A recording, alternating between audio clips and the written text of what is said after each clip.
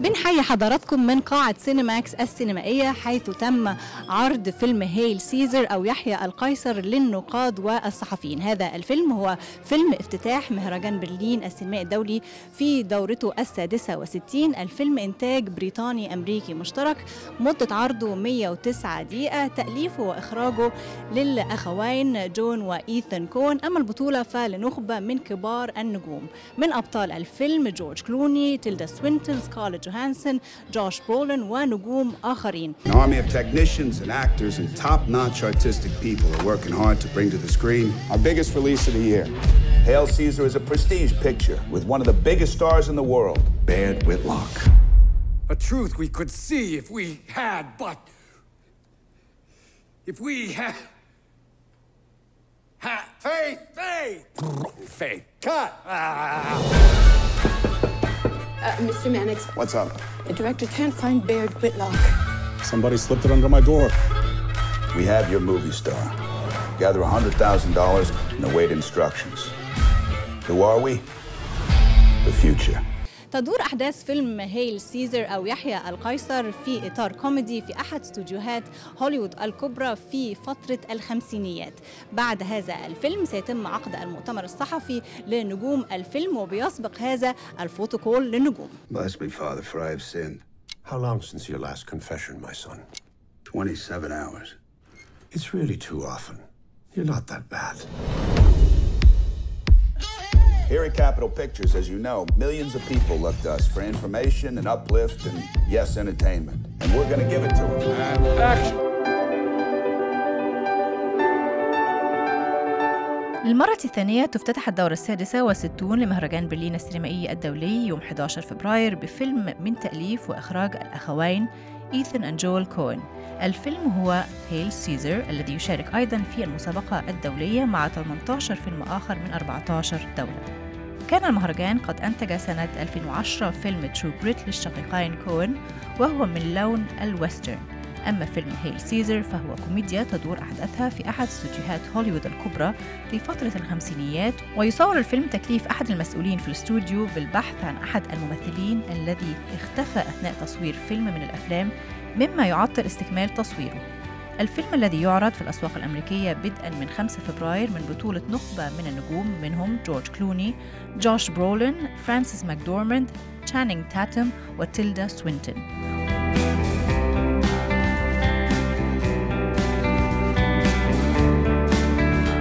وقد حصل الشقيقان على 4 جوائز أوسكار، الأولى عن سيناريو فيلم فارغو في عام 1996، أما الجوائز الثلاثة الأخرى فهي أوسكار أحسن فيلم وأحسن إخراج وأحسن سيناريو عن فيلم No Country for Old Men سنة 2008.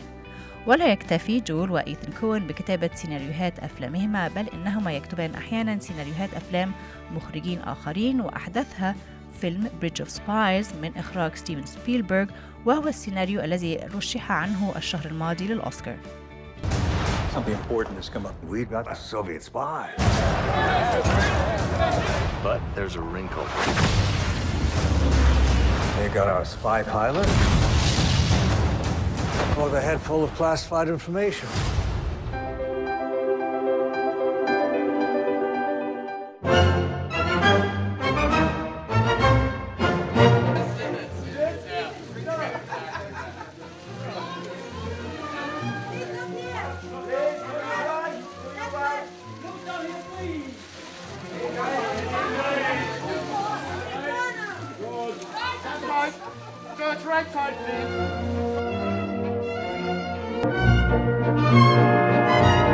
Mr. Clooney, after watching your movie, I have one important question. Uh-oh. Are you, or have you ever been a member of the Communist Party or any other communist organization?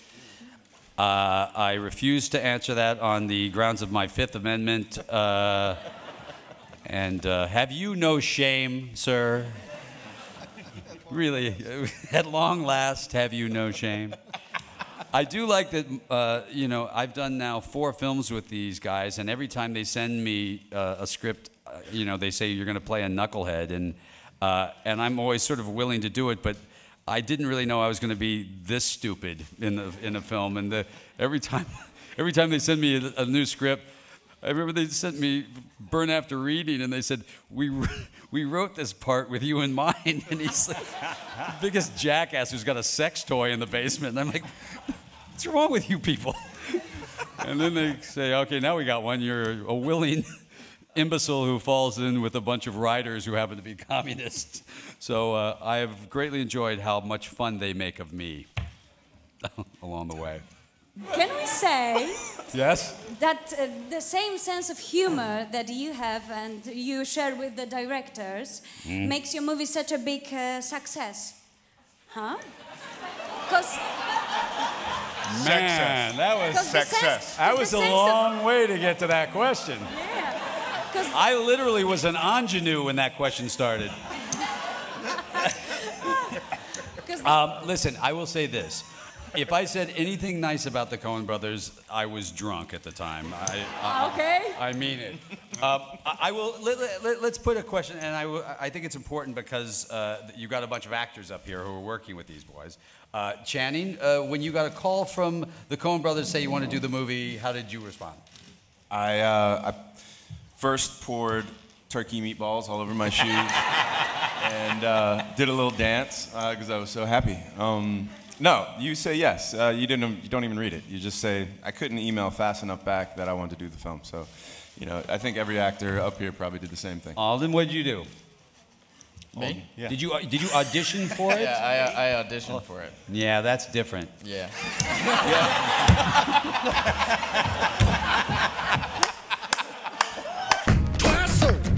Hello, Bert. Hello, Mr. Mannix. Lawrence, Obi, thank you all for coming. The studio needs your help. Baird Whitlock has been kidnapped. This is bad. Bad for movie stars everywhere. She sings the perfect harmony. Let's spend 24 hours. But we're looking for him. We don't want it in the gossip columns. This is going to cost the studio a lot of money. And that's where you come in. I need some cash. You must have very strong forearms. Is it hard squeezing it like that? No, you're kind of this father figure for all these persons we see in this movie. Did you also become on the set for all these young guys like Channing and Manale, some kind of the father figure because you know also the Coen universe?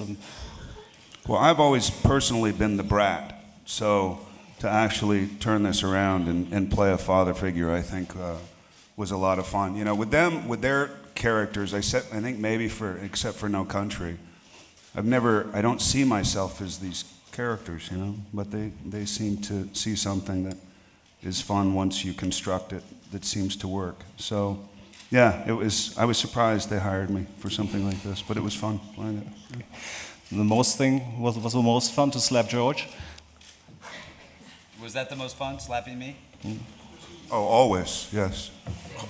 I think it's something that everybody's wanted to do at some point in their lives, and It's a present for you from Pablo Picasso, 1951 from Berlin to you, and for you perhaps to do a film for solidarity and humanity for the people. I will give you. Okay, thank you very much. You hand it over. Here, yeah, give it to me. I'll take a Pablo Picasso. This is an original, yes? Yes, of course. Only original. Only original. No expense spared. I thank you. Be careful. But listen, it's it's sort of tricky to do. Syriana too, obviously. There is a lot that has gone wrong, as we all know, and there's a lot of conversations that are being had and should continue to be had, not just in the film community. Although, the unfortunate thing about the film community is we react to situations much more than lead the way. News stories have to continue to happen, and then scripts are written, and it takes a couple of years before people are actually making films about them. And it's also very difficult to just make a subject film. You have to have a reason, characters and reason to make it. I've often struggled with the idea of trying to find ways to make a film about the Sudan and about Darfur, which is something that's very close to me, and I've spent a lot of time on, but haven't been able to find the proper venue, or not the proper script yet to be able to do it. It's a tough thing to do. I appreciate your wanting those stories told. I think they need to be told. I think best told right now in the news media.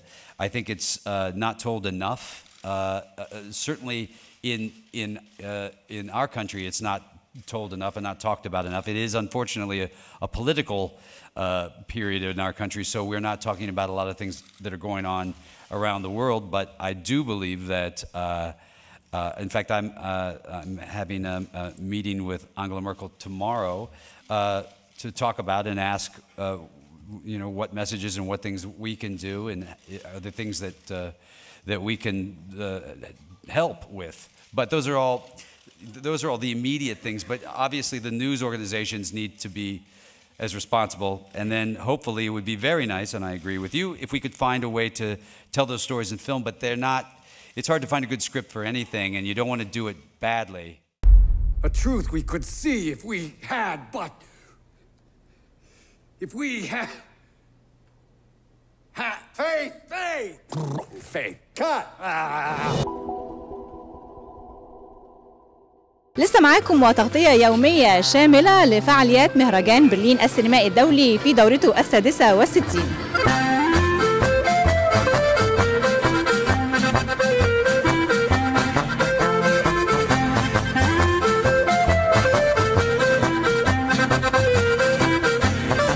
ودلوقتي احنا في انتظار وصول ابطال الفيلم التونسي المشارك في المسابقه الرسميه لمهرجان برلين السينمائي الدولي في دورته 66. هذا هو الفيلم الروائي الاول للمخرج محمد بن عطيه. هنشوف دلوقتي مجد مسطوره بطل الفيلم وبطله الفيلم ريم بن مسعود. هذا الفيلم هو المشاركه الاولى لتونس بعد مشاركتهم في عام 1996 بفيلم بعنوان صوت حلق الوادي.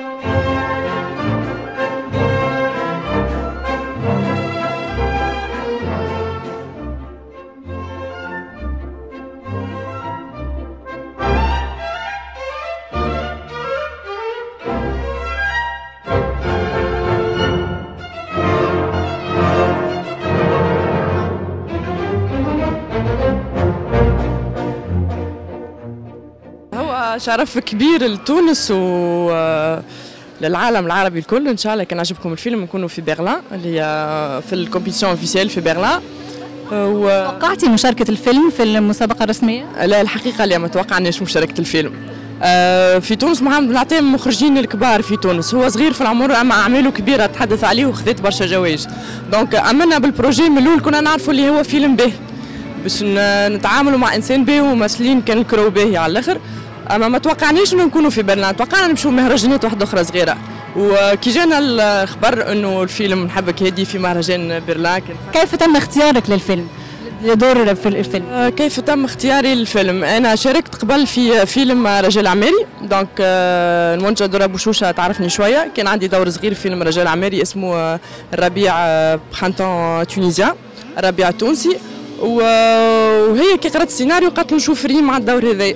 محمد بحكم هو مخرج ما ينجمش يقنعوا حتى حد اسمه رايك هاو، دونك عمل لي كاستينغ وبعد عمل كاستينغ لبرشا ممثلين اخرين وفي الاخر اقتنع لي الدور هذايا نجم يكون اللي نجم يكون عندي اداء باهي في الدور هذا، شخصيه تشبه لي شويه وفما حاجات اللي تقرب لي فوالا. فستانك تصميم من مين؟ فستاني من تصميم المصمم الجميل سليم عطية اللي هو مصمم تونسي، نحييه ونسلم عليه بالكدا، وهو مصمم رائع وعنده برشا حاجات ياسر مزيانة. مبروك وبنشوفك بمصر قريب ان شاء الله. ان شاء الله ان شاء الله.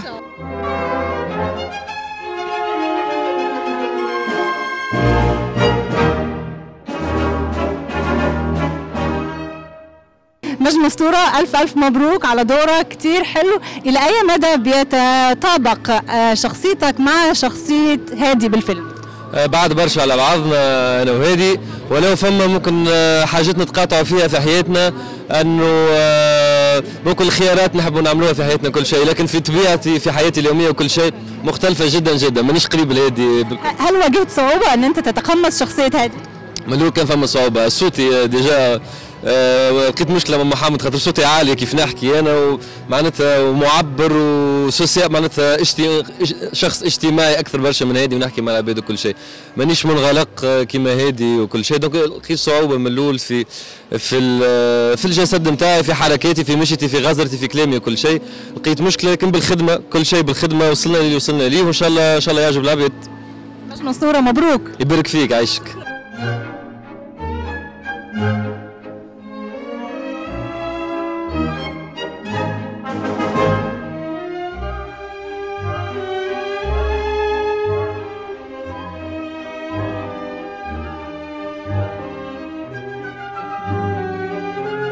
مخرج محمد بن عطية، أول مشاركة ليك في المسابقة الرسمية بمهرجان برلين السينمائي الدولي، وأيضا أول فيلم روائي طويل لك، إحساسك؟ حاجة تفرح برشا، نحن نحسوا بالفخر، نحسوا بالفرحة، وإن شاء الله يعجب. هو أهم شيء اللي من بعد الببليك وبيدو فما إحساس باهي، إن شاء الله يعجب الفيلم. من وجهة نظرك إيه العوامل اللي ساعدت على اختيار الفيلم اللي يشارك في المسابقة الرسمية لمهرجان برلين؟ أنا يظهر لي الحاجة اللي زادت فرحتنا اللي هو نحس اللي هو حاجة تشجع على الحاجات اللي بشيو من بعد، والفيلم ما نعرفش كان شفتوه ما يطرحش المسألة نتاع الثورة بصفة مباشرة، وهذا يظهر لي حاجة باهية اللي نحن وحتى المهرجان باش ما تكونش حاجة سهلة، باش تكون فرونتال دايركت تو ذا سبجكت. مبروك مقدما. يعيشك بارك فيك.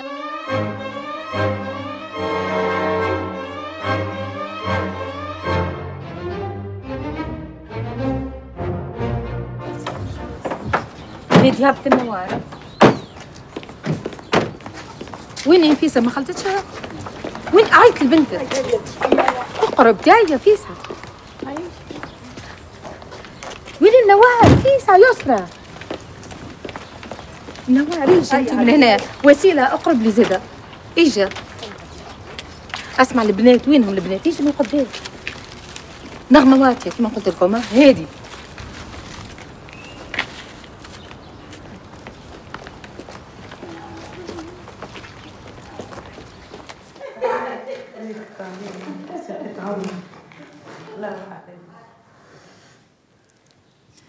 ما شاء الله عليها عروستنا تبارك الله. ربي فضلك لا بيع. يعيشك. ربي يعطيهم وقت الطيب. ربي يهنيهم. انت عندك بنات؟ انا توا عاد عندي خديجه مش هكا؟ كهو عاد توا وليت بنتك، اش مازال لها وتجيب حبيبي؟ مالا مرحبا بيها، اما تولي في دارها. انت ما شفتش الترانسفورماسيون الجديده اللي عملتها؟ يعطيك الصحه. عملت لهم بابهم وحدهم لمري قلقهم. مشاركة عربية قوية جدا هذا العام من خلال الأقسام المختلفة لمهرجان برلين السينمائي الدولي، ولكن تأتي المشاركة الأهم لتونس من خلال مشاركتها في المسابقة الرسمية للمهرجان بفيلم بعنوان نحبك هادي. هذا الفيلم من إخراج محمد بن عطية، وهو أول تجاربه السينمائية الروائية الطويلة. بيشارك في هذا الفيلم في البطولة مجد مسطورة وريم بن مسعود وصباح بوزويطة، وهيكون لنا لقاء معاهم دلوقتي عن أجواء الفيلم وأحداث الفيلم والرسالة اللي بيوجهها فيلم نحبك هادي.